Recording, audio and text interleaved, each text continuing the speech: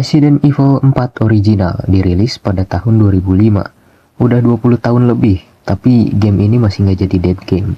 Kenapa? Apa karena gamenya terlalu bagus? Atau karena kita bisa pelihara Ashley di sini? Yuk kita bedah satu-satu. Faktor pertama, komunitas yang aktif. Komunitas Resident Evil 4 itu besar banget. Bahkan gue yakin mayoritas orang Indonesia tahu seri game Resident Evil ya dari Resident Evil 4. Karena dulu lagi zaman-zamannya rental PS2 ada di mana-mana dan harganya terjangkau, mulai dari 2000 per jam kan.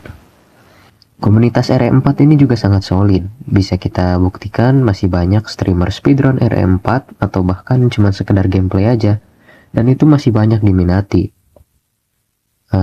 Itu karena game ini benar-benar bikin nostalgia dan juga ikonik, mirip kayak GTA San Andreas, yang bahkan saking ikoniknya si Carl Johnson atau biasa kita sebut si Ucok ini pasti jadi mod karakter di banyak game. Bahkan kemarin aja di RE9 itu udah ada mod Leon sebagai Ucok ya. Gokil banget yang di para modersnya. Selanjutnya ada dari mekanik game. Mekanik game RE4 masih sangat relevan, walaupun tidak semulus versi remake dan nggak bisa parry. RE4 original adalah seri Resident Evil pertama yang menghadirkan sistem melee attack yang lucu sekaligus seru. Tembak kepala Ganado bisa kita tendang ya kan. Habis itu kalau kita tembak kakinya dua-duanya dan jalan ke belakang Ganadonya bisa kita suplex mereka. Mekanik yang masih bagus ini tuh bisa banget bersaing dengan game-game sekarang ya. Udah gitu game ini tuh masih dibilang ringan ya, masih sangat ringan gitu. Yang versi PS2 nya itu cuma 3,9 GB dan buat yang PC yang Project HD-nya itu 10 GB ya. Ramah buat PC-PC low sampai ke mid lah. Selain mekanik gelutnya juga, RE4 ini tuh punya mekanik treasure hunt dan fitur shop yang si merchant itu yang asik banget coy.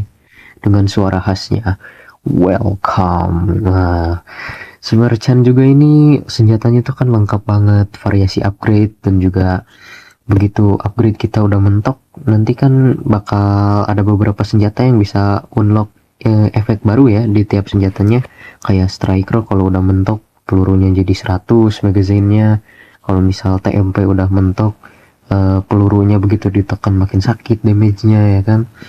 Nah terus game ini tuh punya KTE yang rese dan yang paling asik di sini tuh kita harus ngejaga Ashley cuy. Selanjutnya adalah masih mempertahankan ciri khas Resident Evil.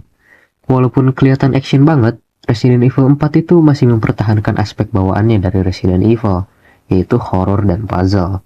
Ini game masih bisa bikin jantung geter cok.